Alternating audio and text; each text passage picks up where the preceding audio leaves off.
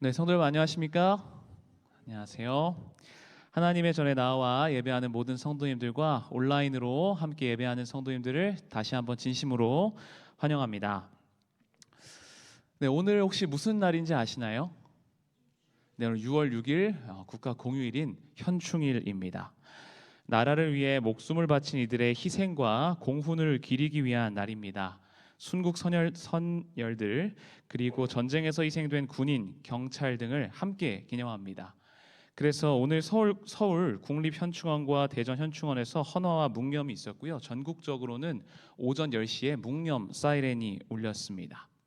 우리나라가 우리나라일 수 있게 한 영웅들을 위하여 그들을 기억하는 그런 날입니다.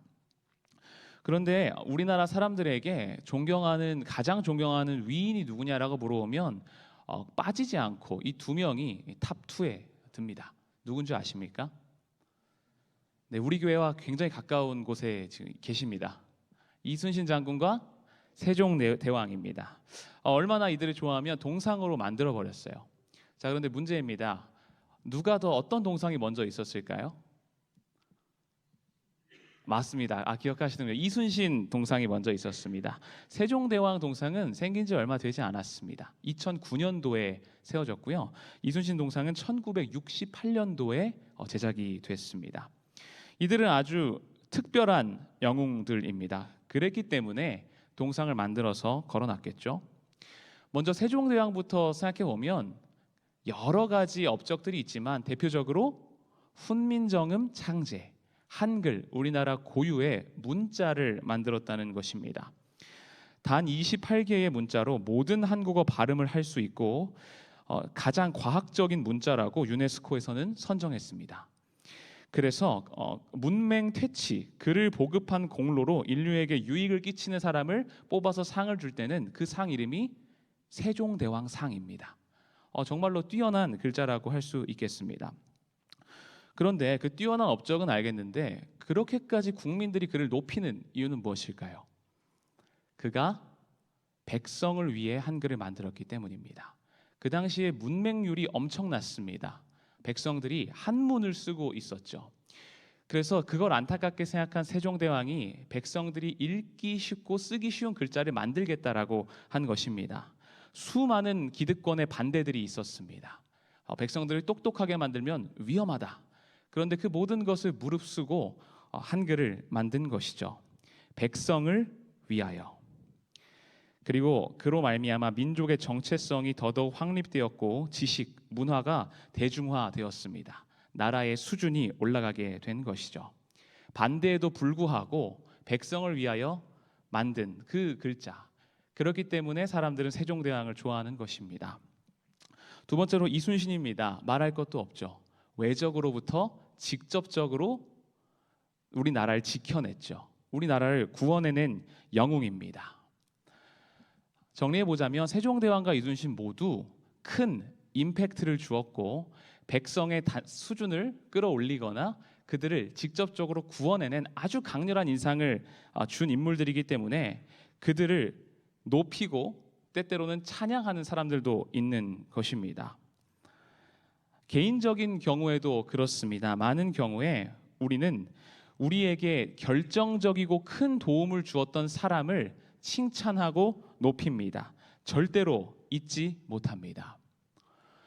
오늘 본문의 말씀은 출애굽기 15장 1절로 21절인데요. 그 중에서 1절, 2절 그리고 20절, 21절을 살펴볼 것입니다. 이스라엘 유대 민족에게 있어서 가장 기억에 남는 임팩트 있는 최고의 사건이라고 하면 어떤 사건이 있을까요? 출애굽일 것입니다. 자, 그렇다면 출애굽 중에서도 백성들이 가장 선명하게 기억하고 있는 놀라운 사건이라고 하면 어떤 것이 있을까요? 홍해 바다 사건일 것입니다.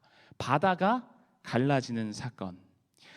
완벽한 절망의 순간에 하나님께서 기이한 일을 행하셨기 때문입니다. 그리고 오늘 본문은 홍해 사건이 있은 직후에 이스라엘 백성들이 부른 하나님을 찬양하는 노래입니다. 구원을 경험한 자들의 찬양입니다. 제가 읽겠습니다. 이때에 모세와 이스라엘 자손이 이 노래로 여호와께 노래하니 일러스되 내가 여호와를 찬송하리니 그는 높고 영화로우심이요 말과 그 탄자를 바다에 던지셨음이로다. 여호와는 나의 힘이요 노래시며 나의 구원이시로다. 그는 나의 하나님이시니 내가 그를 찬송할 것이요 내 아버지의 하나님이시니 내가 그를 높이리로다. 아론의 누이 선지자 미리암이 손에 소고를 잡음에 모든 여인도 그를 따라 나오며 소고를 잡고 춤추니 미리암이 그들에게 화답하여 이르되 너희는 여호와를 찬송하라. 그는 높고 영화로우심이요 말과 그 탄자를 바다에 던지셨음이로다 하였더라. 아멘. 말도 안 되는 일이 벌어졌습니다. 바다가 갈라지고 그들을 400년 이상이나 괴롭혔던 애굽과 그 애굽 군대가 수장된 것입니다. 정말 보고도 못 믿을 일이었습니다.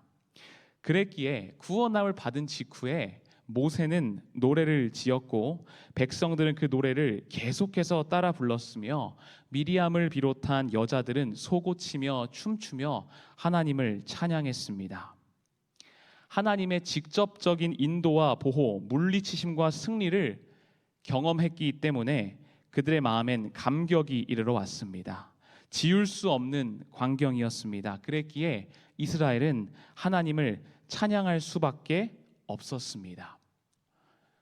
하나님의 놀라운 구원을 경험하게 되면 사람의 자연스러운 반응은 하나님을 기쁨으로 찬양하게 되는 것입니다. 제가 임송호수교회 2023년도에 임시전도사로 봉사했습니다. 그때 어느 12월 2024년 1월이었나 12월이었나 기억이 안 나는데요. 대폭설이 온 적이 한 번 있습니다. 토요일에. 근데 그때 제가 어떤 성도님 한 분을 임송 쪽에 모셔다 드리고 오는 길이었는데 혹시 임송 삼거리 아십니까? 퇴계원에서 더 올라가면 임송 삼거리라고 있습니다. 거기에 작은 언덕이 있습니다. 그래서 그곳에 내려드리고 제가 순간 고민했습니다. 살짝 돌아가면 평지인데 돌아갈까? 아니면 여기 조금 언덕이지만 가볼까? 그리고 제가 출발했습니다. 그런데 그 언덕을 제가 올라갈 수 있었을까요? 절대로 못 갑니다. 그래서 아내 보고 운전을 하라고 하고 제가 뒤에서 밀고 난리가 나는데 올라갈 수 있었을까요? 계속 밀리고 더 뒤로 갑니다. 이 스타렉스가 후륜입니다. 그래서 굉장히 눈길에 취약하다는 것을 저는 그때 알았어요. 그래서 지금 눈은 그칠 기미가 없고 더 계속 내리는데 굉장히 곤란한 상황인 거예요. 자, 근데 그때 어떤 택배 기사 한 분이 지나가고 계셨어요. 그런데 낑낑대고 있는 저희를 보더니 그분이 멈춰 서셨습니다. 그 다음에 그분이 와서 도와주겠다고 하면서 운전을 업으로 하시는 분이니까 요랬다 저랬다 해봐라 하면서 막 도움을 주시더니 결국에 결정적으로 간신히 나오게 되었습니다. 그러면서 저에게 어떤 보수를 바라셨을까요? 아닙니다. 여러 가지 이야기를 나누면서 굉장히 뿌듯해하는 표정으로 그냥 가셨습니다. 자, 그런데 이제 집으로 돌아가는 길에 제가 그 택배 기사님을 얼마나 찬송했는지 모릅니다. 왜요? 정말 곤란한 상황이었어요. 정말 그 상황에서 나를 건져줬다고. 그때 제가 분명히 기억하는 게 CJ 택배였습니다. 그래서 제가 그때 난 앞으로 택배는 CJ만 쓰겠다 이런 장난들을 치면서 막 올라갔던 기억이 있어요. 눈길에 빠진 걸 도와줬다고 해도 이런 마음이 들어요, 사람이. 그런데 이스라엘 백성은 바다가 갈라지는 걸 본 거예요. 바다가. 우리가 흔히 알고 있어서 실감하지 못하지만 정말 말도 안 되는 일입니다. 바다가 갈라져서 물이 벽이 되고. 그러니까 이 사람들이 너무 놀라서 이 내용을 15장 전체를 쭉 살펴보면요, 굉장히 재밌는 표현들을 많이 합니다. 기본적으로 15장 1절이 이 노래의 주제가 됩니다. 여호와를 찬송한다. 하나님은 높고 영화로우시다. 왜냐? 말과 그 탄자를 바다에 던지셨기 때문에. 그리고 세 연이 나옵니다. 2절부터 5절이 첫 번째 연이고요. 6절부터 10절이 두 번째, 11절부터 18절이 세 번째입니다. 그런데 같은 내용이 반복돼요. 비슷한 내용이 반복됩니다. 하나님을 찬양하고, 왜 찬양하냐면 홍해의 기적이 엄청나기 때문에. 그것을 계속 반복하는 거예요. 너무나 신기하고 말이 안 되는 일이 자기들에게 실제적으로 벌어졌기 때문입니다. 그들을 지푸라기 같이 사르셨다라고 표현해요. 애국 군대는 하나님 앞에 아무것도 아니었다. 그렇게 자기들을 핍박하고 두려워하던 군대가 아무것도 아니었다는 것입니다. 하나님의 콧김에 물이 쌓였다 돼 있어요. 하나님께서 능력의 손으로 하신 것도 아니고 하나님은 워낙 높으시고 능력이 전능하신 하나님이셔서 콧김이면 그 바다가 갈라지는 게 충분했다. 이렇게 모세가 표현을 합니다. 그리고 주변 민족인 에돔, 모압, 가나안, 블레셋 모두가 두려움에 떨고 있다. 하나님의 역사를 보고 주변 방백들이 다 두려워 떨고 있다는 거예요. 그리고 그들은 돌같이 침묵하였다. 이렇게 표현합니다. 하나님의 놀라운 그 역사를 보고 너무나 감동돼서 여러 가지 표현으로 반복하는 겁니다. 부주와 선지자에는 이렇게 기록되어 있습니다. 깊은 바다의 파도 소리 같은 장엄한 찬송이 이스라엘의 큰 무리에게서 일어났다. 멀리 광야와 바다 너머까지 이 즐거운 노래의 후렴이 울려 퍼졌고 산들은 그들의 찬양의 노래를 반향하였다. 바다 너머까지, 광야와 바다 너머까지 이 노래가 울려 퍼졌다고요. 어마어마하게 크게 불렀다는 겁니다. 250만 명이 부른 거예요. 너무나 신나니까. 와, 하나님 감사합니다. 메아리 치고 산들의 반향이 와서 살아있는 구원을 경험한 이 찬양이 퍼진 것입니다. 그리고 이 노래는 여기서 끝난 게 아니라 이스라엘이 가나안에 들어가기 전까지 여행 중에 자주 불리어져서 유랑하는 그 나그네, 그 민족의 마음을 기쁘게 하고 그 믿음을 불타게 했다고 부주와 선지자는 기록합니다. 그래서 광야 생활 내내 이 홍해의 기적의 노래를 불렀대요. 너무나 놀라운 역사였기 때문입니다. 사람들은 이 노랫소리에 맞추어서 때때로 광야에서 힘이 들 때 이 노래를 부르면서 행군한 것이에요. 이러한 말들, 모세의 노래는 온 이스라엘에 반복되었으며 그것은 노래로 만들어져 널리 불리게 되었고 가락으로 흘러나오곤 하였다. 이것은 노래로 그들에게 진리를 가르친 모세의 지혜였다. 음악의 선율로 그들은 서로 친밀해졌으며 젊은이나 늙은이를 막론하고 한 종족으로서의 민족 의식이 고취되었다. 그 놀라운 구원의 역사를 너무나 기억하고 싶었습니다. 그래서 노래를 만들었고 남녀노소 불문하고 그 노래를 부르게 했습니다. 이 노래를 통하여 그들의 민족 의식, 우리는 하나님의 백성이라고 하는 의식이 점점점 고취된 것입니다. 이것은 하나님의 놀라운 구원을 경험한 자들의 마땅한, 당연한 반응입니다. 그래서 우리가 우리의 신앙의 상태를 점검할 때 점검해 볼 수 있는 것 중 하나는 내 삶에서 예배가 아닌 순간에 내 일상생활에서 얼마나 많이 하나님을 찬양하고 있는가를 생각해 볼 수가 있습니다. 남이 시켜서가 아닌 내가 자원하는 마음으로서의 기쁜 찬양이 나의 삶 속에서, 아니 이 예배 속에서 함께 찬미를 불러야 하는 순간 속에서 그 가사를 내가 얼마나 생각하면서 하나님의 구원하심을 찬양하고 있나. 구원의 놀라움을 깨닫고 자연스러운 반응으로서 하나님께 감사의 찬양을 올리고 계십니까? 하나님께 경탄하는 일이 우리 삶 속에서 일어나고 있습니까? 이스라엘의 노래, 모세의 노래를 묵상하시면서 우리 삶에도 이와 같은 노래가 울려 퍼지게 되기를 간절히 소망합니다. 그런데 우리의 삶을 돌아봤을 때 우리가 정말 자주 감탄하는 게 있습니다. 그것이 하나님에 대한 구원의 감격이면 참 좋겠는데 제가 느꼈을 때 많이 하는 것 중 하나가 기술의 발전에 대해서 감탄합니다.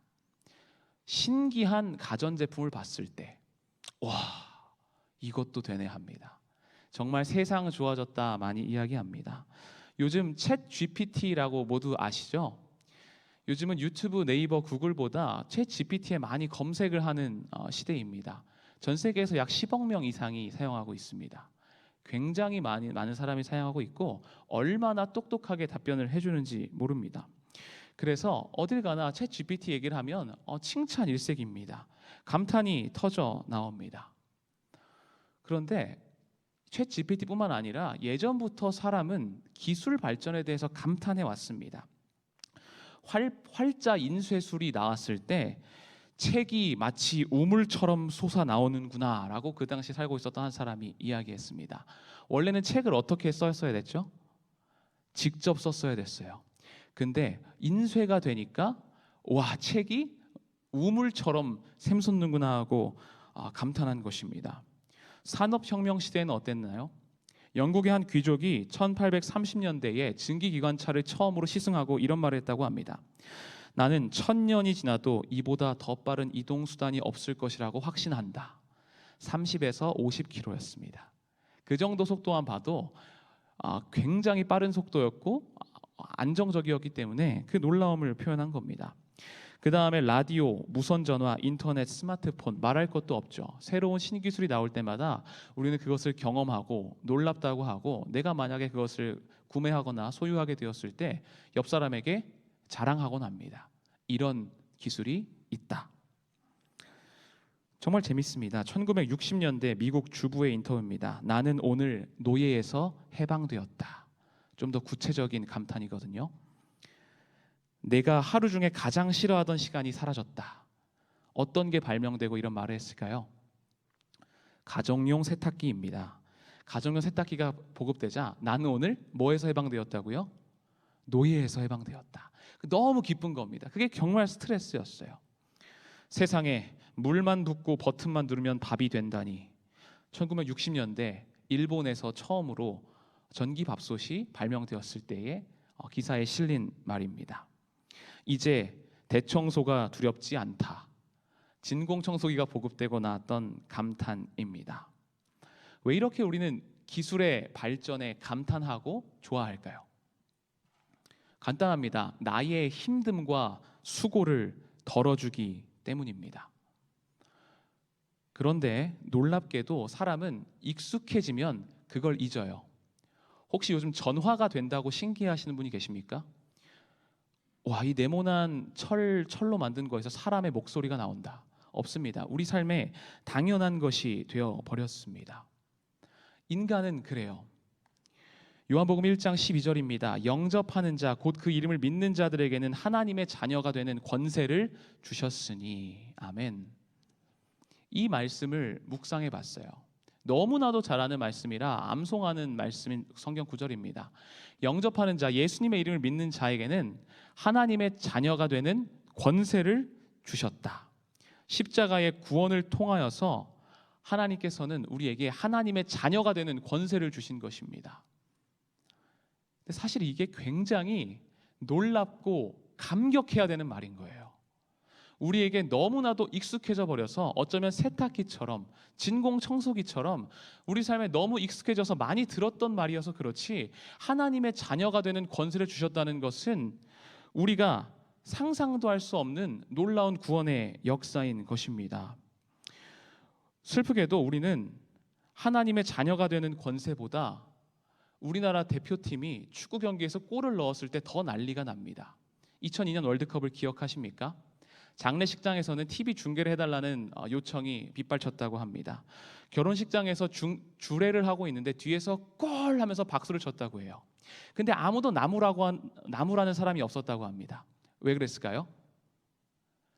나머지 사람들도 다 그만큼 좋았기 때문이에요. 그 관심이 사실 나머지 사람들도 사실은 다 월드컵에 가 있었기 때문입니다. 경기 당일에는 초, 중, 고, 대 수업이 올스톱이었습니다. 저는 그 당시 8살이었습니다.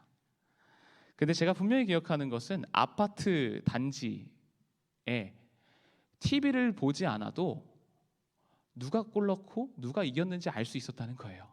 기억하시나요? 아파트 단지가 울려 퍼졌던 것. 근데 문제는 이때였습니다. 2002년 월드컵 스페인전이 문제였어요. 기억하십니까? 스페인전이 언제 열렸죠? 토요일에 열렸습니다. 안식일에. 저는 그 경기를 보지 못했습니다. 그러나 다행히도 그 결과를 알 수 있었어요. 왜냐?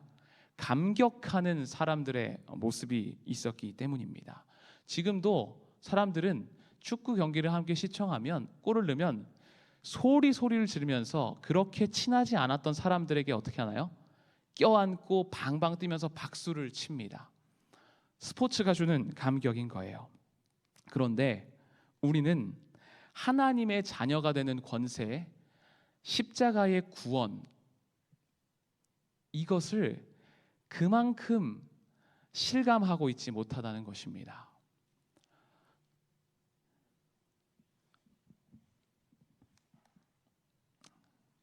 얼마 전에 요 앞에 나인트리 호텔을 지나다니다가 충격적인 그 사건을 목격했습니다.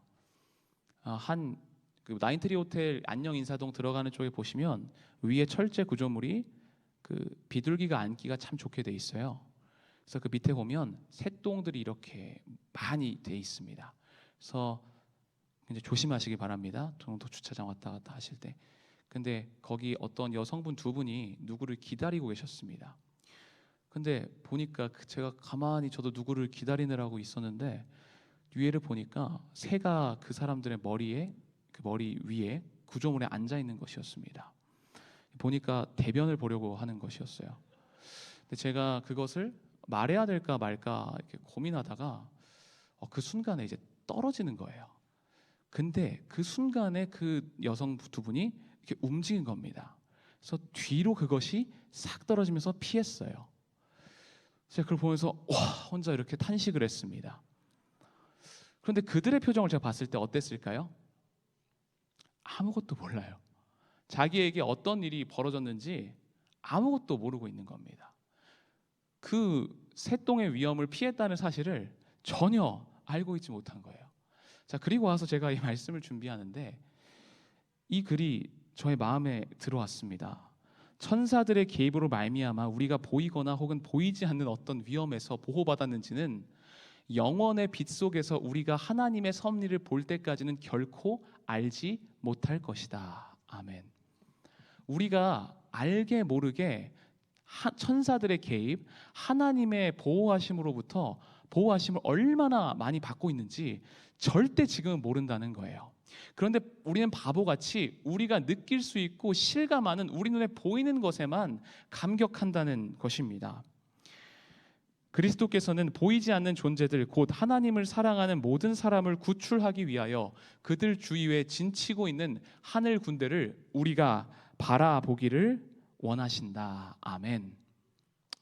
우리가 알든지 알지 못하든지, 우리가 하나님의 자녀라는 것을 알든지 알지 못하든지, 그것이 얼마나 와닿든지 않든지, 내가 느끼든지 않든지, 하나님께서는 우리에게 놀라운 구원의 역사를 매일매일 이루시고 계시다는 사실입니다. 이 사실을 바라보기를 원하시는 예수님의 마음에 응답하는 우리 모두가 되기를 간절히 소망합니다. 보이지 않는 하나님의 보호를 찬양하게 될 때에 우리의 신앙은 더 풍성해질 것임을 저는 확신합니다. 홍해 이야기로 돌아오면 사실은 홍해 사건은 별로 놀라운 것이 아닙니다. 하나님 입장에서 사실 별것 아닌 사건이에요. 그리고 이스라엘 백성들도 이렇게까지 놀랄 게 없어요. 왜냐하면 애굽의 열 재앙을 실제로 겪었던 사람들이에요. 얼마 전에 이미 하나님의 놀라우신 역사를 알고 있었던 사람들이라는 거예요. 이미. 그러니까 놀라운 일이 아니에요. 그런데 이건 놀라운 구원의 역사입니다. 왜냐하면 홍해 자체가 놀라운 사건이기도 하지만 그 자체의 기이함이 가장 놀라운 것이 아니라 하나님께서는 불평불만하시고 기적을 내리실 때마다 잊어버린 이 백성들을 위하여 또다시 놀라운 이적을 행하셨기 때문입니다. 하나님의 오래 참으시고 끊임없는 사랑이 놀라운 구원의 역사인 것입니다. 하나님의 은혜를 잊어버린 백성을 향해서 여전히 똑같은 사랑을 쏟으신다는 것이, 그것이 가장 놀라운 일이라는 거예요. 홍해 사건을 경험한 이스라엘 백성들의 상태는 이랬습니다. 직접적으로 이렇게 나옵니다. 그들은 하나님께 대한 지식이 전혀 없었고 그분께 대한 믿음도 거의 없었으므로 하나님께서 그들을 위하여 당신의 능력을 나타내시는 것을 여러 번 목격했음에도 불구하고 하나님께 대한 믿음을 나타내지 않으므로 훈련과 자제력이 부족한 그들은 난폭하고 분별력이 없었다. 머지않아 압제자들의 수중에 빠질 것으로 생각하고 우는 그들의 울부짖음과 통곡 소리는 요란하고도 처절했다. 자, 어떻습니까? 참 놀랍지 않습니까? 웬만해야 되는데 이렇게 처절하게 불평불만하고 하나님이 세우신 지도자 모세를 욕하다가 그것이 홍해의 기적이 경험되자마자 태도가 돌변해서 하나님을 찬양하는 거예요. 그런데 하나님은 그 찬양을 기뻐 받으시는 겁니다. 그렇기 때문에 홍해는 더 놀라운 역사인 것입니다. 바다를 가르는 일은 하나님께는 아무것도 아니었어요. 불평불만인 백성이지만 하나님은 언제나 우리 이렇게 사랑하시는 거예요. 그 다음 출애굽기 15장은 모세의 노래, 미리암의 노래를 이어서 담고 있는 사건이 하나 더 있습니다. 어떤 사건인 줄 아십니까? 바로 이어져서 나와요. 마라의 쓴물 사건이 15장에 똑같이 기록되어 있어요. 불평하던 백성에게 홍해 사건으로 기적이 임했고 그 백성들이 하나님을 찬양했습니다. 그 다음에 바로 하나님께 불평하는 사건이 나옵니다. 16장은 만나를 내려주신 사건이에요. 왜 만나를 내려주셨나요? 그 전에 이스라엘 백성이 먹을 것이 없어서 불평하매라고 나와요. 계속해서 불평하고 있는 것입니다. 그런데도 하나님께서는 계속해서 불평, 불만밖에 모르는 이 백성들을 위하여 그 놀랍고 기이한 역사를 이뤄 주신 것입니다. 더 놀라운 사실은 우리가 이스라엘 백성과 크게 다르지 않다는 것이에요. 아니 어쩌면 우리가 그들보다 더하다고 이야기합니다. 부조화 선지자 289쪽입니다. 우리의 영혼을 죄의 속박에서 벗어나게 하심으로써 하나님께서는 히브리 사람들이 홍해에서 얻은 구원보다 더 큰 구원을 우리를 위하여 이룩하셨다. 아멘. 자, 홍해의 구원이 놀라운 거예요? 아니면 지금 우리가 우리가 받은 예수님의 십자가의 구원이 더 큰 구원입니까? 분명하게 말하고 있습니다. 우리가 얻은 구원이 이들이 받은 구원보다 더 놀랍고 큰 구원의 역사라고 이야기하고 있는 거예요. 홍해는 두고두고 회자되는 이야기입니다. 고고학자들도 이것이 진실이냐 아니냐에 대해서 의견이 분분하고 따져듭니다. 그런데 십자가의 사건은 그 홍해에 비할 바가 안 되는 정말 놀라운 사건이라는 것입니다. 왜냐하면 능력을 사용하신 것이 아니라 능력을 사용하실 수 있었음에도 불구하고 하늘의 모든 것을 내려놓으시고 가장 비참한 자리까지 내려오신 사건이기 때문입니다.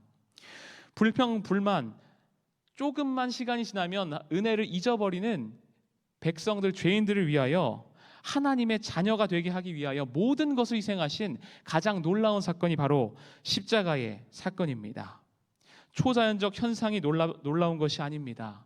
이 세상에서 가장 놀라운 사건은 하늘의 왕이 무가치한 죄인들을 위하여 비참의 심연에까지 내려가신 사건입니다. 그런데 놀랄 이유가 여기 또 있어요. 예수님께서 지금 이 시간에 그 살아계신 예수님께서 우리를 위하여 기도하고 중보하고 계시다는 사실입니다. 영감의 글을 읽으면 엘렌 화이트 부인은 이 모세의 노래를 이야기하면서 우리를 위하여 중보하고 계신 예수님을 생각하라라고 이야기합니다. 그분께서는 당신의 백성들에게 완전하고 충분한 용서와 의를 줄 뿐만 아니라 그들이 당신의 영광에 동참하고 당신의 보좌에 함께 앉게 되기를 구하신다. 용서와 의를 주셨고 영광에 동참하라고 죄를 해결하기 위하여 계속해서 기도하고 계신 예수님을 주목하라고 이야기합니다. 상하신 손과 찔림을 받으신 옆구리와 상처난 발을 가지고 죄에 빠진 인류를 위하여 계속해서 탄원하고 있는 예수님을 직시하라고 이야기하고 있습니다. 다시 말해 우리가 오늘 매일 경험하고 있는 구원은 이 홍해의 구원과는 비교할 수 없는 구원을 매일매일 경험하고 있다는 사실입니다. 이스라엘 백성은 홍해의 구원이 너무 놀라웠어요. 그리고 그것이 큰 경험이었습니다. 그런데 우리는 그 경험을 매일매일 할 수 있는 것입니다. 요한일서 2장 1절입니다. 만일 누가 죄를 범하면 아버지 앞에서 우리에게 대언자가 있으니 곧 의로우신 예수 그리스도시라. 그리고 히브리서 9장 24절입니다. 제가 PPT에 기록하지 않았는데 읽겠습니다. 자기를 힘입어 하나님께 나아가는 자들을 온전히 구원하실 수 있으니 이는 그가 항상 살아서 저희를 위하여 간구하심이니이다. 아멘. 예수님께서 이 시간 그리고 언제나 항상 우리를 위하여 하늘 지성소에서 기도하고 계십니다. 우리를 위하여 이루신 큰 구원의 역사를 우리는 매일매일 경험할 수가 있습니다. 그 구원의 경험을 다른 이들로부터 들은 것이 아니라 우리의 친구들, 가족들의 것이 아니라 온전히 나의 것으로 삼으시는 우리 모두가 되기를 간절히 소망합니다. 가장 기이한 일인 예수 그리스도의 구원을 사랑할 줄 아는, 그리고 그로 말미암아 하나님을 찬송하는 우리 교회가 되기를 간절히 바랍니다. 아까 전에 제가 고도의 기술을 발달함에 따라서 저희가 감탄하는 것에 대해서 말씀드렸는데, 정말 지금은 우리가 상상할 수 없을 정도로 기술 발전이 빠른 시대입니다. 그래서 이 시대를 가지고 하이테크의 시대라고 합니다. 고도로 발달된 기술의 시대. 그런데 이 기술이 아무리 발달해도 사람들이 감정적인 연결과 따뜻한 연결이 너무나도 필요하다. 기술이 발달하면 할 때마다 더욱더 사람들은 이 인간적 따뜻함을 원할 것이다 라고 기록한 학자가 있었습니다. 그래서 우리는 그것을 하이 터치라고 이야기합니다. 기술이 가장 최고가 아니라 깊게 마음을 터치하는 것. 그래서 리츠 칼튼 호텔이 굉장히 이런 면에서 주목을 받은 적이 있습니다. 크리스 헌이라고 하는 사람이 플로리다에 있는 리츠 칼튼 호텔에서 휴가를 보낸 후 이미 휴가를 그 호텔에서 떠났는데 한 가지 놀라운 사실을 발견한 것입니다. 자신의 아들이 굉장히 좋아하는 애착 인형, 기린 인형이 있었습니다. 그 기린 인형의 이름은 조쉬였어요. 조쉬. 근데 이 조쉬를 호텔에 두고 왔다는 것을 깨달은 거예요. 근데 미국은 거리가 어떻죠? 땅이 커서 비행기를 타고 이동합니다. 그래서 이게 잠깐이면 돌아올 수 있는 그런 게 아니었어요. 그런데 이 아들이 난리가 났습니다. 애착 인형이 없어졌으니까 울고불고 난리가 난 것입니다. 그래서 이 아들을 안심시키기 위해서 이 아버지가 지금 이 인형이 좀 휴식이 더 필요해서 아직 호텔에 남아서 쉬고 있다, 이렇게 거짓말을 했어요, 아들한테. 그리고 호텔에게 그 전화를 해서 상황을 알렸습니다. 지금 우리 아들이 난리가 났다. 혹시 그 인형이 거기 있습니까? 그랬더니 있다고 하고 걱정하지 말라고 했습니다. 우리가 그것을 보내주겠다. 그런데 그 인형을 보내주면서 어떤 사진을 보내줬냐면, 그 인형을 가지고 그 인형이 호캉스를 누리고 있는 사진을 만들어서 찍어서 보내주었습니다. 그 인형이 진짜로 피곤해서 쉬고 있는 것이다 해서 이불도 덮어주고 수영장에 선글라스도 끼고 가서 놀고 조식도 먹는 그런 사진들을 여러 장 찍어서 보내준 거예요. 이 크리스와 가족은 굉장히 깊은 감동을 받았습니다. 왜요? 우리 아들의 동심을 지켜주고 정말 귀찮을 법한 만한 일인데도 고객의 감동을 위하여 이렇게 일을 했다는 거예요. 심지어 직원 아이디 카드를 조쉬 이름으로 만들어서 보내줬다는 거예요. 그래서 전 세계에서 이 서비스 업계에서, 호텔 업계에서 난리가 났습니다. 정말 모범이 된다. 이것이 정말 고객을 위한 것이구나. 세계적으로 회자된 감동 사례였습니다. 자, 그런데요, 정말 감동 아닙니까? 근데 아무리 놀라운 기업도요, 이 리츠 칼튼 호텔도 돈을 안 낸 투숙객들한테는 어떻게 될까요? 만약에 떼먹었습니다. 어떻게 할까요? 이런 서비스를 할까요? 절대 하지 않습니다. 기업이 이렇게 하는 근본적인 이유는요, 이윤을 추구하기 위함이에요.